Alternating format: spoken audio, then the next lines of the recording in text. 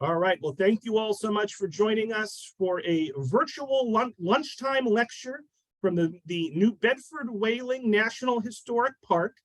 The name of today's presentation, well, the one that I'm going with, Rufai, is Stories from the Whaling Port. Correct. And so we're going to discover the origins and historical significance of New Bedford's whaling port. And this program is led by National Park Guide Rufai Shardo. So let's see, where are we at? All nearly 200 of us. Let's give a big virtual round of applause to Rufai for joining us this afternoon. And Rufai, you can take it away. Thanks so much. All right, thank you. Thank you so much. And also, Robert, thank you for this introduction. And thank you, or each one of you or those who joined me, thank you so much for this program. And I see everywhere it's come from everybody, from all the towns. That's great. Again, and as you know, the stories about stories for New Bedford. But stories for New Bedford, we can spend all day just talking about the stories for New Bedford. So I'm just going to focus on the economic and cultural transformation of New Bedford. And again, my name is Ranger Rufai Shardo. I'm also from Fall River, Massachusetts. So thank you. You can see some information. If you want to get more information about the park, this is our website, www.gov/NIBI. You can see all our upcoming programs, especially summer programs. So again, thank you. All right, so we're going to start. Let me save my.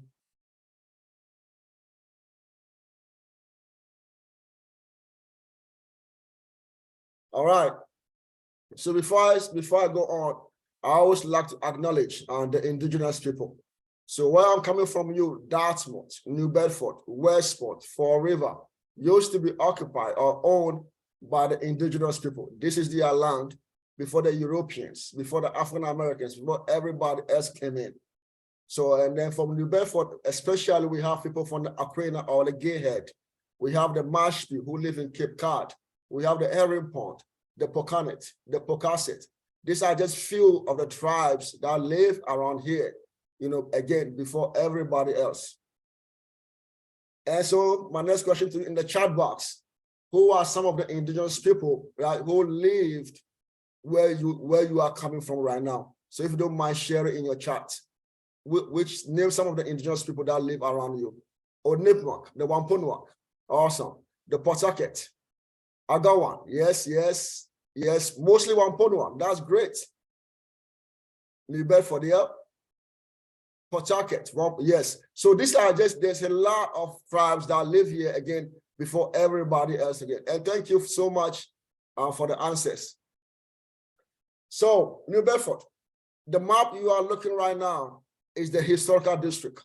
The green is the boundary of the National Park Service. New Bedford became a national park in 1996. And the focus of the national park is to share the stories of New Bedford whaling. But with whaling came all kinds of stories. New Bedford, we have the Underground Railroad, runaway enslaved, called New Bedford. They are home. We have the stories of the Irish, the Scottish. We have all these stories that we share. The architecture, we have them, buildings, banks. So all these are stories that we share.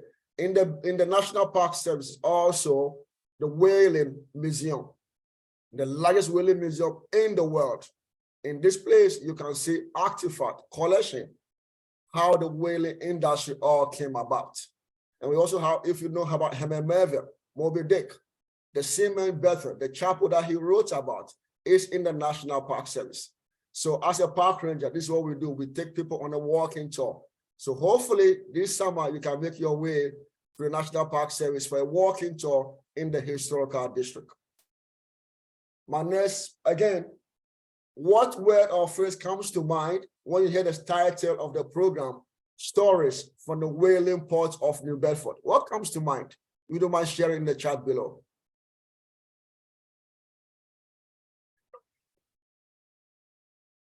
All right. Moby Dick, yes, call me Ishmael. Moby Dick, yep. Dangerous adventures, great wealth, Quakers, while wooden sailing vessels, Portuguese fishermen. These are great answers, and this is why New Bedford separates itself from other towns around, like Fairhaven, Westport, Nantucket, where the whaling industry started. So whaling before now, New Bedford started in Nantucket, scalloping. New Bedford is what? #1 fishing port in the country because of what? Scallop. Scrimshaw. Scrimshaw are the arts made by whalemen during their whaling voyages when they are bored. These are all great answers. Thank you for contributing. So let me give you also, this is the map that you see right here, are the map of New Bedford. These are some few families that purchased New Bedford, and most of them are shipwrights and boatwrights. So that was why New Bedford was mostly into the maritime industry, the whaling scope of whaling. So if you look at this point, you see some places say the barrier point. Before the whaling industry came into New Bedford, the waterfront used to be a barrier point, but eventually always moved out. And then before the whaling industry came in.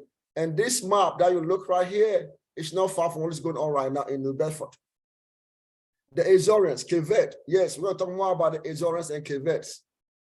So again, the Acushnet River that attracted people. One thing about Acushnet River is the deep harbor. The deep harbor separated New Bedford from what? The other whaling ports, all the way from Maine to South Carolina. There were a lot of whaling ports.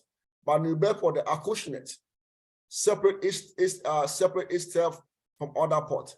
We have Joseph Russell. Joseph Russell was the one who introduced what we call shoreline whaling. So before that's when, but by that time, Nantucket was already whaling. But Nantucket as an island could not expand. Too many, the sandbars, not enough shorelines, not in the deep harbor was now. So eventually New Bedford whaling and the Nantucket whaling merchants moved portion of their wealth to what? To New Bedford. And that's how New Bedford became one of the wealthiest cities, not in America, but in the world, per capita income wise. So John Loudon was also a boatwright. Benjamin Tabor, Joseph Roach was actually the one who brought the whaling from what? New Bedford. He was married to Love Macy in Nantucket. He was what? A shoe cobbler from Revere. When he came here eventually in Nantucket, he moved New Bedford and he changed the face of the whaling industry. This is why New Bedford is so important. International world-class whaling ports. We have a deep harbor, abundant shorelines. We have easy access to markets, right? So this was separates again New Bedford from Nantucket. And by 1820, 1830, you are looking at New Bedford as the whaling capital of the world. Next PowerPoint. This is a chart of the oceans around the globe. And if you look at the Atlantic Ocean, there are no whales in the Atlantic Ocean because by 1851, literally they've killed all the whales in the Atlantic Ocean. And now they're looking for a new hunting ground. And that became what? The Pacific Ocean. At that time, by 1850, also the Arctic Ocean was not explored yet. It will come later on. That will be the last hunting ground, the Arctic Ocean. So when they discovered the Pacific Ocean, New Bedford whaling merchants moved portion of their wealth to San Francisco. Also because of what? The railroad was already in the picture. So they moved to San Francisco and they're able to establish some business in San Francisco, and they have easy access to Pacific Ocean. And also they don't have to go all the way down South America to Chile into the ocean. Now they can just go from San Francisco into what? The Atlantic Ocean. And the whaling voyage was tedious. So as you know, on this map, also you can see some brown spot. These are the islands, just like somebody said, the Azores, the Cape Verde. This was island that the whaling merchant or the captains would stop and pick up men on the whaling voyages. This Cape Verdes, these Azores, when they come back in New Bedford, some will stay, some will go back home. And that's why New Bedford became one of the melting pots in the country. But you're right, Cape Verdeans play a huge role in the whaling industry. Later on will come the African Americans and the Irish and the Portuguese and many other people came to New Bedford. So just to give you an example of the map, this was drilled in 1851.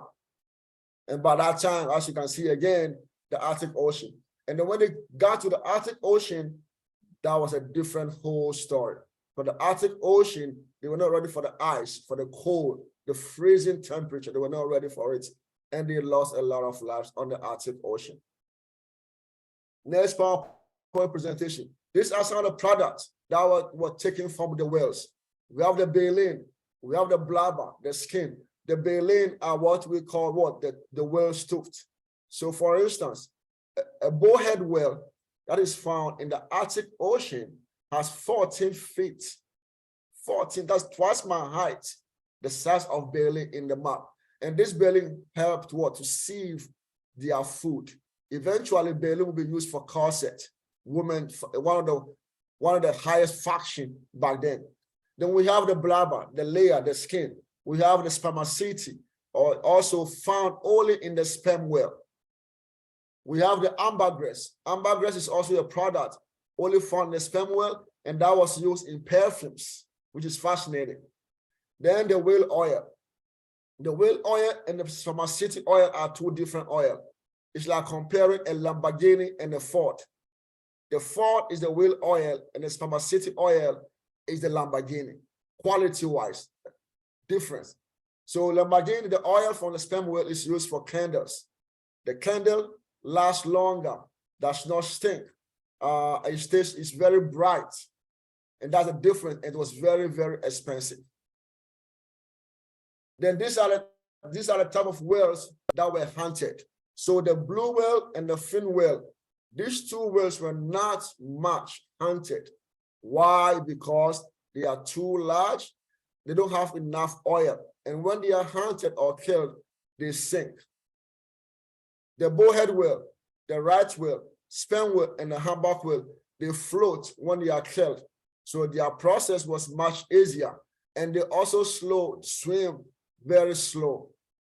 However, the sperm whale is the only whale that dives deep, very, very deep when it's harpooned. And some of you who have read Moby Dick, call me Ishmael, it was the sperm whale that destroyed the excess, right? Or the Moby Dick, because sperm whales are very, very dangerous. Some of them call them the carpenter whale, because sometimes they'll be whaling and the beheadings are not at the bottom of their ship. So these are the whales that were hunted, again, but the most prized of all the whales is what? Sperm whale. Right here is what I mentioned, the baleen whale. These are the baleens. These are what they use, again, to sieve their food, and also used for what? The corset in women's fashion. And this was very, very expensive. So this also contributes to the wealth of the city. Then we have the what? Sperm whale. Somebody mentioned scripture. This is where the scripture comes from. People use this as art when they are bored during 4 to 5 years whaling voyages. When they are bored, this is what they use for scripture. If you happen to come to the Whaling Museum or come check us out, they have a wonderful collection in the Whaling Museum. Fascinating collection. All of them coming, some of them from what? The truth of sperm whales. And this is what I meant by the sperm whale. The head of the sperm whale is what? Separated from the body and put on the deck of the ship. The spermaceti oil found in the head is scooped out and stored at the bottom of the what? The ship. And this whale, this oil from sperm whale, again, is one of the most prized oil. And the process to process the oil into candles can last up to 6 months to a year. They have winter press, spring press, summer press, fall press to separate the oil, to refine the oil. And again, New Bedford, before the end of whale in 1925, there was over 40 oil refineries built in New Bedford. And that was why New Bedford also separated itself from other towns. These are the two existing candle works right now. To my far left, the Rodman Candle is in the national park right now. The second one, the William A. Robinson, is off of Route 18. And these two buildings are still standing right now to kind of commemorate, to tell you how whaling industry survived in New Bedford, right? The whaling, you can say the Roman candle work has 3 floors. The bottom or the basement is where they kept the oil, because it's damped to keep the barrels from shrinking. And then they move the oil to the first floor and the 3rd floor as part of the processing. And this takes, again, almost a year for it. That's why some of the candidates are very, very expensive. Then we move on to the fortunes of New Bedford. In the New Bedford district, there's over 19 financial institutions alone in New Bedford, just within a 5-acre plot. 19 banks, financial institutions alone, because New Bedford was what? The wealthiest city in the world, right? Wealthiest in the world. So by 1845, New Bedford had what? Had over 247 whaleships out of 735 whaleships in the US that were built and sailed right here at the waterfront. Right here at the waterfront. Some of you have known the Boston Tea Party. One of the ships, the Dartmouth, was built and sailed right here in New Bedford. The only existing wood ship right now in Mystic, Connecticut, was built and sailed right here in New Bedford. And if you want to see the size of a whale ship, of a wooden whale ship, take a trip to Mystic, Connecticut. You'll see an example, the Charles W. Morgan. So again, this is the value. And then by 1857, you are looking at New Bedford as what? The wealthiest city in the world. By that time, the size of the increased ship has increased, right? We have what? 39 whaling vessels coming from New Bedford. 39. Yes, somebody commented. He had the active wooden whale ship in history. Yes, standing right now. So, and then you can see some of the prices. 7.3 million gallons of whale oil was sold at 73 cents per gallon. For spermaceti oil was sold at what? $1.28 per gallon. That's in the 1850s. And then if we look at what? The total value, 10.5 million. Now is what? $360 million yearly were coming into New Bedford. That's why New Bedford was so rich. In 1850, if the money was shared equally among the people living in New Bedford, everybody will have a millionaire. That's how much money was coming to New Bedford. All right, Center Street. Some of you, if you have been to New Bedford, this is Center Street right here. This is the Center Street that connects to the rest of the world. And right here, you can see also the water, Acushnet River, not far from here. And this is where they built and sell wooden ships right here for New Bedford. And it's also here at the Center Street that started what? The shoreline whaling. So before adventuring into the Pacific Ocean, the whalers will go to what? Atlantic Ocean. Hand the whales, tow them to the waterfront right here and process them. This went on for a while until the Atlantic Ocean, the other whales were killed, and then they moved on to the Pacific Ocean.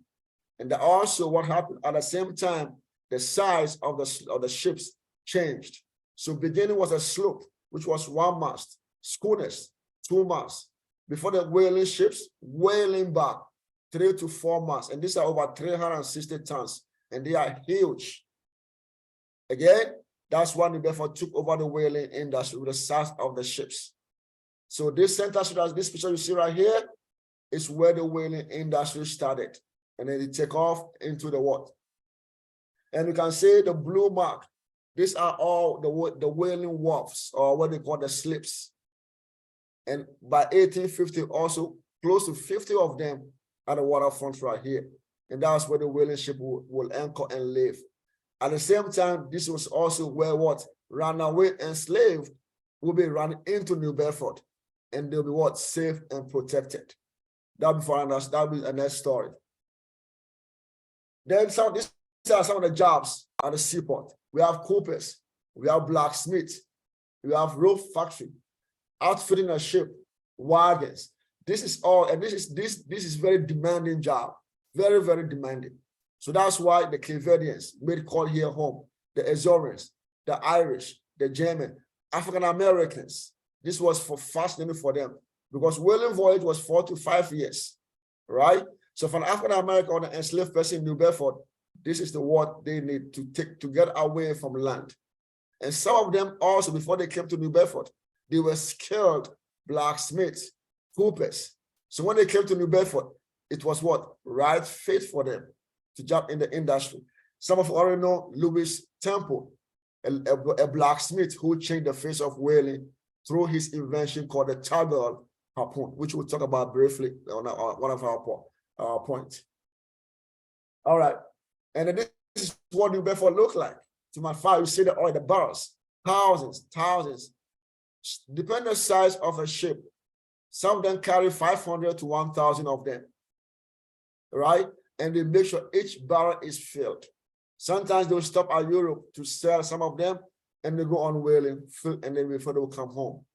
Blacksmith, that's what this is a tri-wet, 2 large iron parts that was in the ship that were used to process or render the whale oil while on a whaling voyage. Look at the size of the barrel, over almost my size, and they are huge.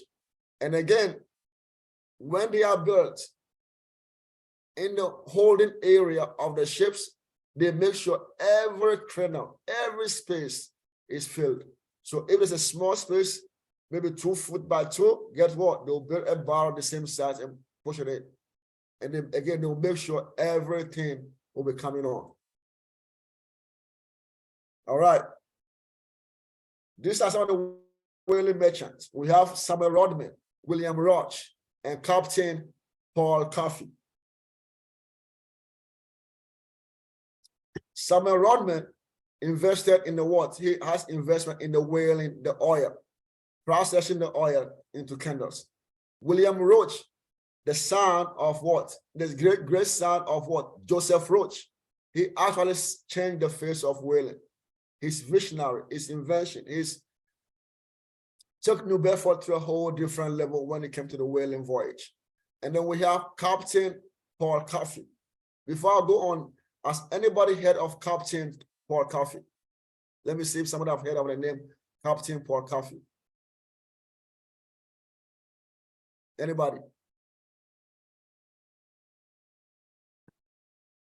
Captain Paul Coffey was born in 1817. He was a Wampanoag, an African American. His father was from Ghana, where I came from. His mom was Ruth Moses. Coffey became one of the wealthiest individuals to live in America. Wealthiest during slavery days in America. He became a whaling what? It was a whaling merchant. Most of his crew that he hired were African Americans and indigenous people to give them hope and opportunity. He was the first person to build an integrated school in Westport. By the time we talk about the whaling industry or whaling merchants, Paul Coffey is now mentioned. And I'd like to mention this is the guy who, again, was able to change the face of whaling. And I always ask the question, what are his chances if he was born in the South? What are his chances? But Paul Coffey, again, is visionary at the age of 14 when he started whaling voyage. 14. By 24, he was a captain. Before he died in 1817, again, you are looking at an individual who went to the White House to what? To protest against taxation without representation. Paul Coffey. Next stop. This is Louis Temple. Louis Temple also came for what? Richmond, Virginia. We don't know much about him in terms of whether he was enslaved or not, but he was in New Bedford in 1840s when he came to New Bedford. And he was the one who reinvented the toggle harpoon that you see right here, a blacksmith. And this toggle harpoon changed the face of whaling. His toggle harpoon increased the catch of whales. Again, his toggle harpoon increased the catch of whales. The sad part of Louis Temple is, as an African American, as an runaway enslaved, as someone who could not read or write, did not patent his invention. So he ended up dying very poor. And there's a whole story about him. But Tagal Harpoon, this guy invented. Now we have a statue of him in the public library in New Bedford, not far from here, where we celebrate and honor the work that he has done by contributing to the whaling industry. So again, 1820, 1840, New Bedford became the face of whaling, again, the abandoned shoreline. But again, this is again an individual that most people don't know about. It's not in our history book. But his little piece of work contributed to the whaling industry. Frederick Douglass. I know people always talk about when they see Frederick Douglass, it's mostly about the anti-slavery movement. But Frederick Douglass worked right here in New Bedford. 3 of his children were born right here in New Bedford. Douglass was born again into slavery in 1818, and he wrote in his journal, "I have not met a single slave and enslaved who could tell me when he or she was born." So in terms of when he's born, we don't really know, but we are going with 1818 when he was born. Maryland, when he was born, he met a young lady called Anna Murray, and Anna was the one who helped Douglass escape what? Slavery. And Douglass in Maryland was a what? A caulker. Caulker is someone who caulks ships, preventing the ship from leaking. That's his job when he was in Maryland. When he escaped Maryland, he was going to Canada. He was advised in New York by the Vigilance Committee, Douglass, do not go to Canada. Come to where? New Bedford. They are whaling ships, whaling merchants. They are Quakers. Abundant of job for you in New Bedford. And in New Bedford, they will make sure not a slave hunter or a slave catcher will come to New Bedford and take you back to slavery. When he left New York, came to New Bedford. And guess what? 4 to 5 years, nobody came looking for him.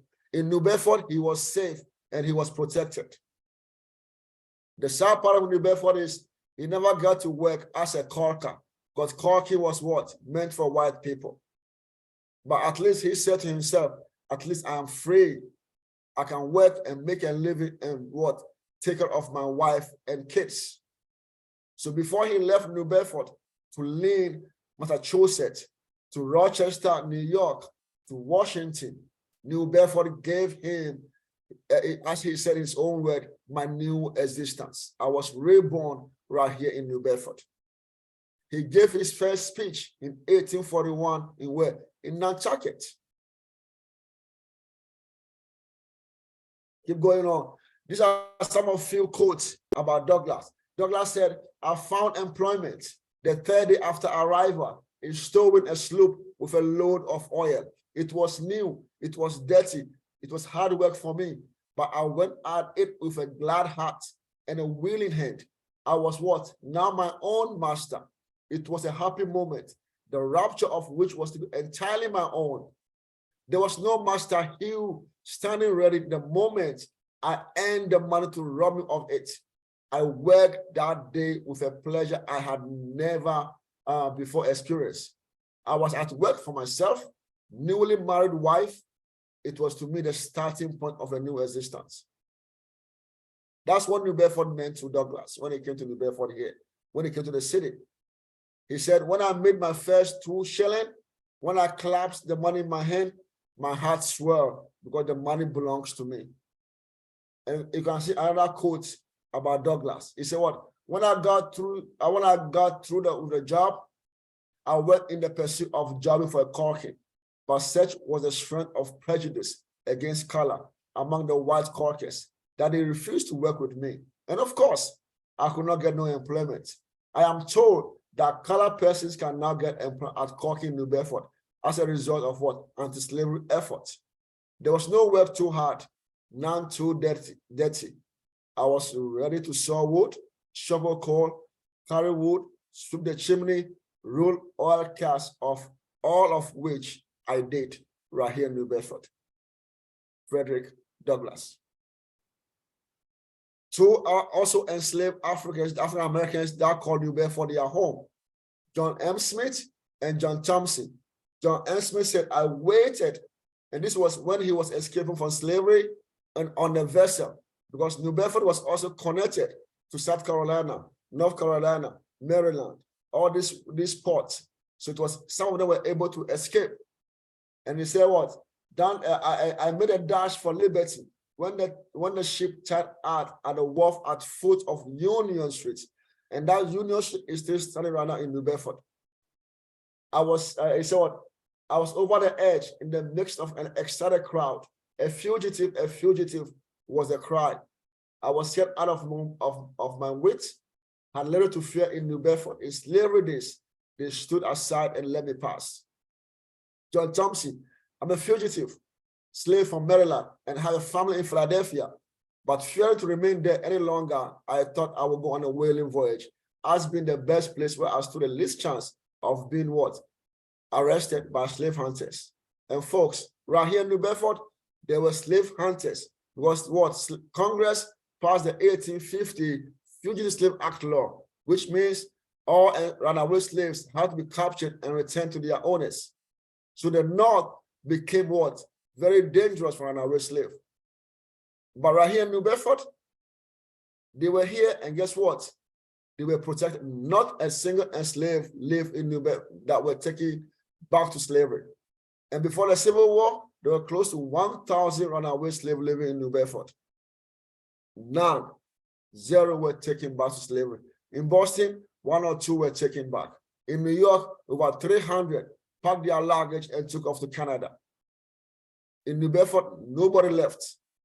They were safe and they were protected. Because what? The Quakers, the whaling voyage, 4 to 5 years. Some of you have read Moby Dick, Herman. This is what? The Siemens Bedford that were built in what? In 1832. During whaling, a lot of seamen, right, going 4 to 5 years, they come home with what? Money. They made a lot of money. The problem with them is they spend drinking, women. And this was something that the Quakers, who were more tolerant in the city, could not understand what was going on. So across the Whaling Museum, again, was all the bars, if you have read Moby Dick, the prostitution house. Not so good places to kind of visit. And the Quakers built this church right across it. Right? And to them, they were what? Controlling what they call the immorality or the social vices that was going on in New Bedford. And also when they built this, it's also to give the seamen a spiritual connection, right? Before they go on a whaling voyage. So the Siemens Bethel was a Hebrew word, which it was a church, but non-denominational church that everybody could come and practice or worship. And this is a place that, again, people will come and worship. Again, Moby Dick, Herman Melville wrote about this in there's a whole chapter in what? Herman Melville's book, Moby Dick. And we have something called in the chapel, cenotaphs. So if you look across here, there's a rectangular shape.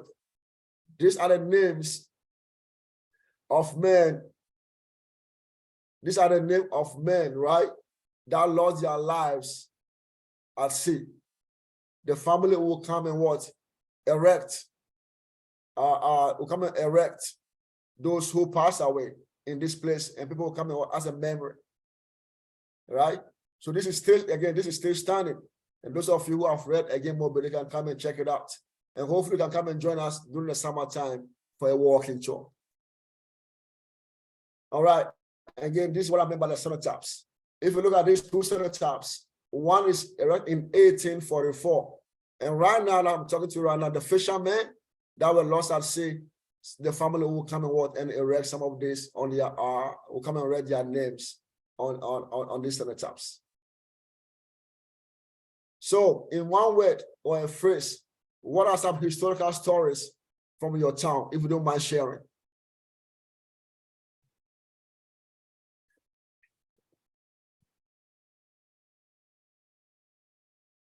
Anybody? What are some historical stories from your town? Whaling, also, all right. Eric Canal, Eric Tammy. Elizabeth Taylor, the Taylor families.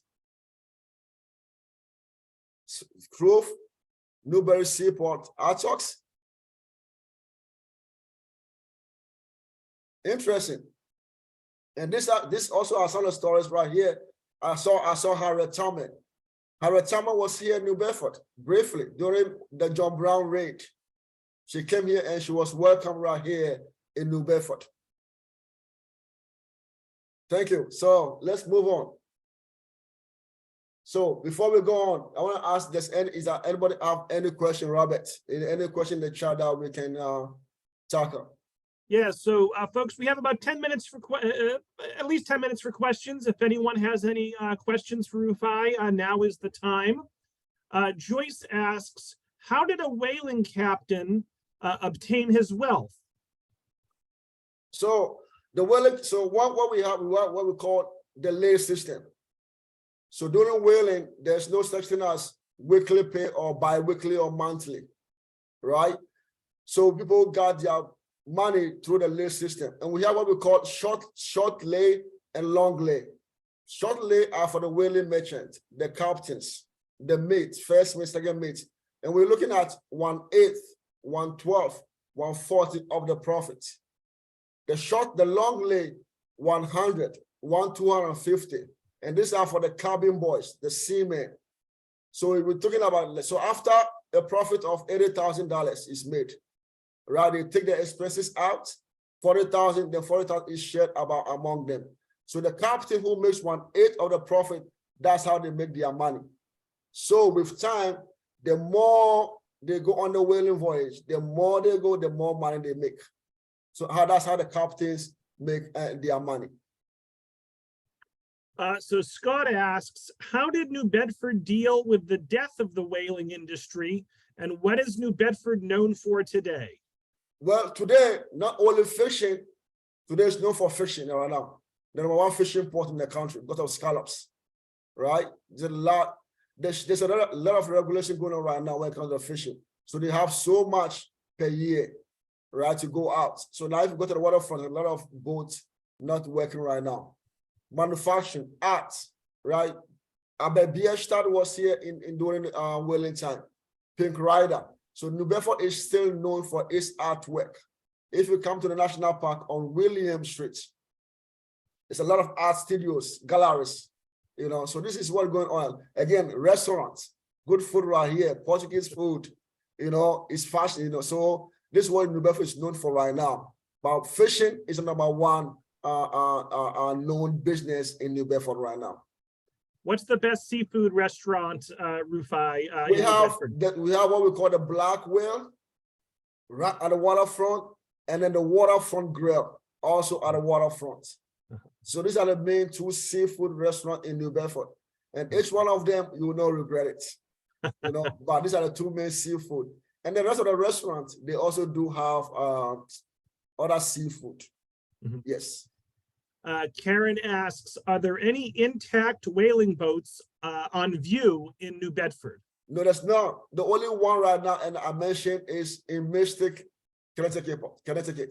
That's the only existing wooden ship right now. We have a half scale in the Whaling Museum, right? It's also wooden for people coming and check it out, but it's half scale whale ship that is inside the Whaling Museum. That again, you have to pay to go in to go check it out. But at the waterfront, we don't have any wooden. We do have the schooner and the steamer that just came back. But the schooner and the steamer is not, I want to say it's not a whaling ship. It was like a packet ship that transported Cape Verdeans, you know, to New Bedford back then. Mm-hmm. Ship, you know, so that's what we're gonna call, maybe, I don't know how, not a whaling ship, but an old century ship right now in New Bedford right now. But instead of whaling ship, it's only in Mystic by Charles W. Morgan. Mm-hmm. An anonymous attendee asks, can you share a bit more about Melville's time in New Bedford? So Melville came to New Bedford around 1840, 1841 when he came to New Bedford. You know, some of you know Melville was born in New York, right? his father was wealthy, but his father lost a lot of money through all kinds of business. So when Melvin on his own came to New Bedford, right here, not far from where I'm coming from, that's where he went on his first whaling voyage on the ship called the Acushnet. That's his first whaling ship. So again, 1841, he went almost a year on the whaling ship. That was something, so the whaling voyage was not meant for him. So after one trip, he jumped ship. He's like, you know, I'm done with this, right? And that's why, and also at that same time too, the story of the Essex, the ship that was rammed by what? A sperm whale at the coast of Chile happened. A lot of men lost their lives. There was a lot of cannibalism, and cannibalism went on. So they left the men that survived, right? And Melville was able to connect with them and write their story. So the book, the Melville book, was due to what the stories that were due to the exit, and it's also experience on the whaling voyage. So he spent in New Bedford less than a year in New Bedford, but he moved around a lot. You know, so this is a few of his connection with the whaling industry. And we do have, I know we have a lot, we do have a walking tour, a brochure of him in Melville town right here in New Bedford. So hopefully you can come and join us again, you know, and, you know, I can show you the brochure, or you can take your own walking tour. But again, New Bedford here gave, Melville his storyline, if that makes sense.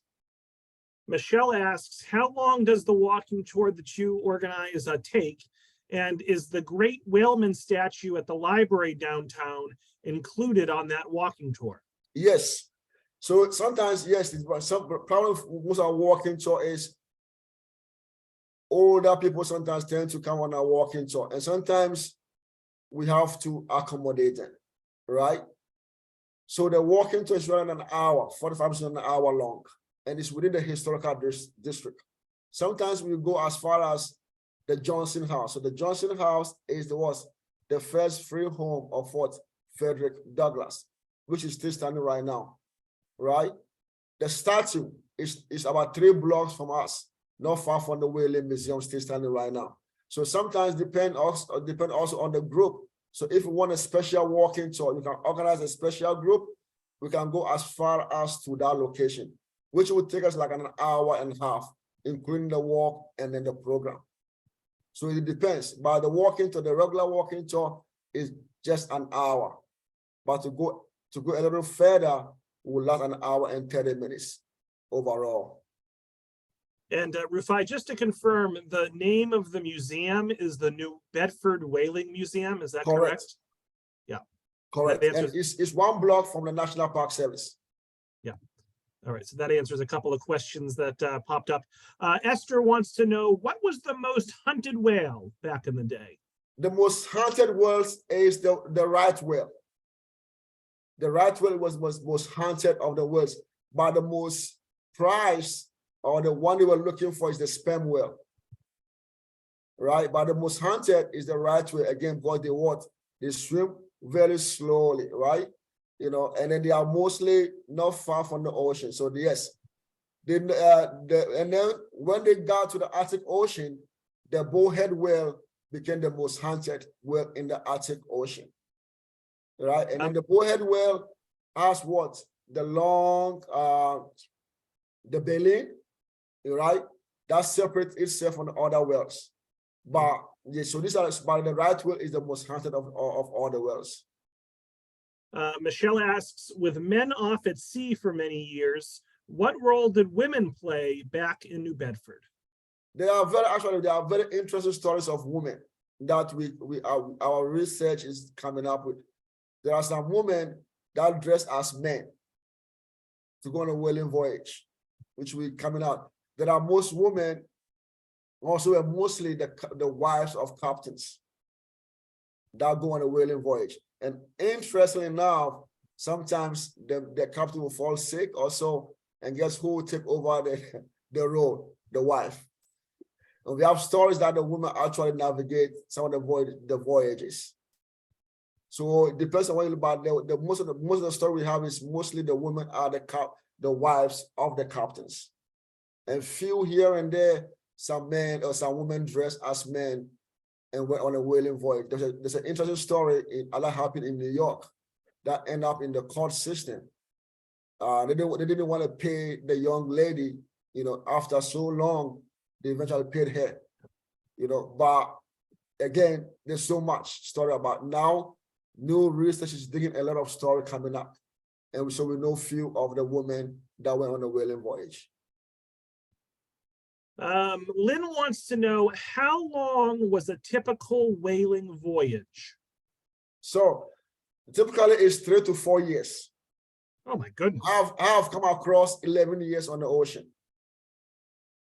I've come across, yes, 3 to 4 years mostly. But by that time too, the canal was not built.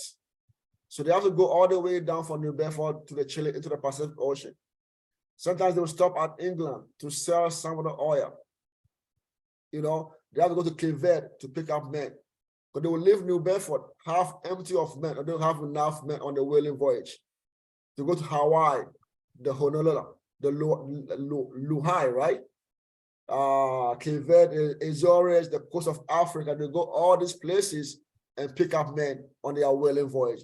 That also contributed to the long voyage, and then before they go out whaling. And as you know, sometimes they'll go 2 or 3 days without spotting a whale.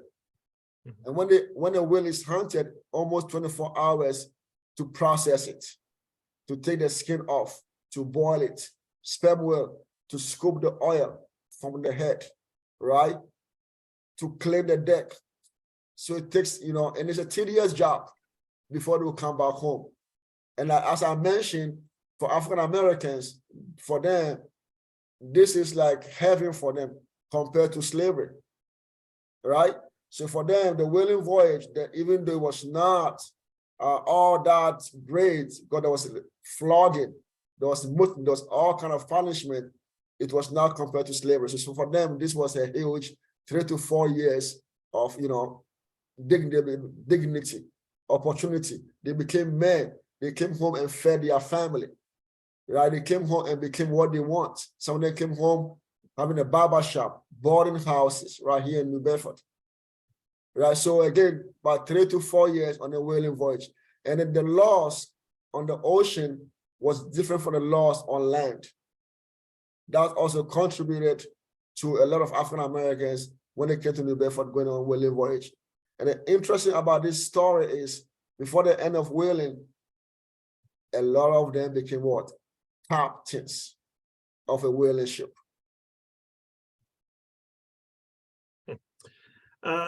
Good follow-up question for Virginia. How would the community decide if a ship was lost at sea? How long would they wait for a ship? Wow, that's a good question. The only ship that we know was lost was the one in the Arctic Ocean. That we know for. I've not come across a ship that was lost in the Pacific Ocean or Atlantic Ocean. I've not come across any research. But usually what happens is most of the whaling merchants own maybe 3 or 4, they invest in 2 or 3 ships. On a whaling voyage, they stop at, I always try to, I think the Galapagos Island, right? They drop off mail to switch or exchange a ship coming back. And that's how they communicate. Lack of communication, it was very hard back then. So for instance, the excess, when excess was rammed by a ship, nobody knew about it. Nobody knew about it until they made their journey over 3,000 miles to Chile before they were discovered. So your chances of being discovered on the ocean, I don't know, is less. So again, the only one we knew about it was the excess. But I've not come across any research that I've mentioned that a ship was discovered, was found, or was stuck. And again, the only one I know is the excess. But then the story was sad, because if you have read, there's a book called In the Hearts of the Sea by Nathaniel Philbrick. I would recommend to check that book, and that book will tell you more about the excess and how sad the story was. Angela asks, do you happen to know if any whaling ships were built in Wareham, Massachusetts? Were Yes. most of the ships? I don't. Yeah, go ahead. Go ahead. Go ahead. I was just going to ask: were most of the ships built in New Bedford or No, not all the ships. Some of them were built in Fairhaven. Fairhaven? Some were built in Manapoiset. Some were built around the port, but majority of them was built in New Bedford. So most of the port or the cities around New Bedford supported the industry. The difference was because of the oil refineries, because of the deep harbor in New Bedford. You understand me? So most of the ships were built in New Bedford, but most of them, again, the supporting cities built some of the, especially Matapoiset. Mm-hmm. We're going to take a couple more questions. Oh boy, there's so many to choose from still. I guess we'll go with Lois asks, was the whaling industry's decline, was it abrupt or was it gradual? It was gradual. Mm-hmm. It was gradual because 1859 was when they discovered petroleum in Titusville in Philadelphia. Right, so 1859, but still whaling was still going on. Mm-hmm. Right, and then the gold rush came into the picture. Right, labor shortages came to the picture, and then textile start coming in. Right, so it eventually all this picture coming on. Eventually, the whaling industry died in 1925 here in New Bedford. Mm-hmm. The last ship is called the Wanderer. Right, but it was not abroad. It was just a lot of factors contributing to the end of, and also the whales were literally killed. Mm-hmm. So if petroleum was not discovered, I don't know, probably my generation would not even know what a whale is or what whale look like. Mm-hmm. Because they literally went all the ocean and they were hunting them down. Mm-hmm. You know, so a lot of factors contribute to the end of whaling. Joyce asks, were pirates an issue during whaling's heyday? Yes, pirates they were. Yes, I've not read much about pirates, but I've come across some of my research that mentioned, yes, pirates went in. So some of the ships, the whaling voyage, some of the ships, they have this white block on the side of the ship to look like a gun, right? To kind of warn pirates on the ocean. So yes, pirates was something that was not that common on the whaling voyages. So final question I'm going to ask is a personal question, Rufai. It comes from an anonymous attendee. He or she asks, coming from Ghana, how did you become part of the New Bedford as a ranger? So coming from Ghana, I came to Ghana from Ghana at a young age. After working odd jobs, I joined the U.S. Army. So I was in the Army for 4 years. I was deployed in Afghanistan for 1 year. And when I came back, I was like, okay, the whole story about the Afghanistan story is a different story. So I ended up getting out of the Army and then came back to home in Fall River. And I went to college at UMass Dartmouth right here. So I was a college student. And then there was a posting about student intern at the national park. And I applied for it. At that time, it was just a job for me. I was just looking for a job to make some living. And then when I came here, I fell in love with the story, especially, Captain Paul Coffey, Louis Temple, Frederick Douglass. And I also realized that as someone from Ghana, who actually I used to live in a slave castle when I was in Ghana as a child, because my dad was a correction officer, right? And it's a whole story about it. So this was something that eventually got my attention. That's how I got to work for the National Park Service. And when I was done with college in 2014, there was an opening and I applied for it. And as a veteran and who has worked for the park for a few years, I was able to get that job. And that's how I became a park ranger at New Bedford Whaling. So I do walking tours on the New Bedford the whaling story, and also Underground Railroad. I do start walking tour. And I know somebody was mentioning about the closed caption. I have a strong accent and I apologize for that. Rufai, under normal circumstances, the closed caption is pretty horrible. So, Yeah, don't worry about that. So Rufai, you yourself have a fascinating life story, and Yes. thank you for your service to the military. So folks, let's give Rufai a big virtual round of applause for a wonderful presentation. Folks, look for an email from me later today with a link to this recording, a link to a feedback survey, and information about some other upcoming virtual programs that might be of interest. I know there was about a dozen of you where we didn't get to your questions. I'll include Rufai's email address in the email that I send out, and feel free to contact him afterwards if you have any questions that weren't answered. And Rufai, let me circle back to you. You've got a minute or so. Any last words for the group before we wrap up? My last word for this group is, again, so first of all, thank you so much for joining us on this virtual program. This is new to me. As you know, that's a new era virtual program. So hopefully it will get better with time. Also, we are offering our May ending starts our walking tours, right? We're going to start offering walking tours in the historical district. It's an hour walking tour. It's fascinating, different ranges. So hopefully you can join us for a walk in the historical district where you can see the actual area that stuff happened. And hopefully we can take a walk to Frederick Douglass' home, where that area will become what the Abolitionist Row Park. And it's a statue of Douglass coming up. So again, thank you so much for making time for this program, and hopefully I can see you soon at the park. Great. Thank you so much, Rufai. Rufai, thank you all, everyone, for joining us. Look for my email later today. I hope everyone has a great rest of your day. Thanks so much. Thank you. Thank you, Robert. Thank you. Nice to meet you. Bye-bye. You too. Bye.